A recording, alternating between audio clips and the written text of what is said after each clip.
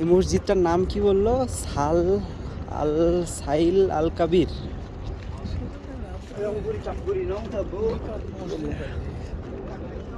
বিশাল মসজিদ। সৌদি আরবে কি সব মসজিদেই আপনার এইরকম হজ মানে ছেলে মেয়ে দুজনেরই নামাজ পড়ার ব্যবস্থা আছে না? হ্যাঁ, নামাজ বাংলাদেশে তো এরকম নাই। আছে, বাইতুল মোকাররমও আছে তো। বাইতুল মোকাররমে না, না মেয়েরা পড়তে পারে না। আছে, আমার আছে। বাসা তো বাইতুল মোকাররমে আছে, লগেই। নিচতলায় আছে, আমি নিজে দেখছি। তারপর তোমার মানে আচ্ছা, আচ্ছা। বাইতুল মোকাররম আছে, অনেক মসজিদই আছে তো। এখানে কি আমার মেয়েকে বিয়ে পড়াইছে যে মসজিদে, সেখানে মেয়েকে আলাদা জামাত আছে। প্র্যাকটিস নেই।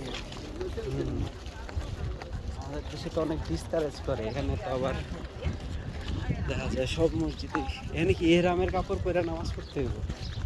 হ্যাঁ, উজু করে আমি এভাবে কাপড় পরে।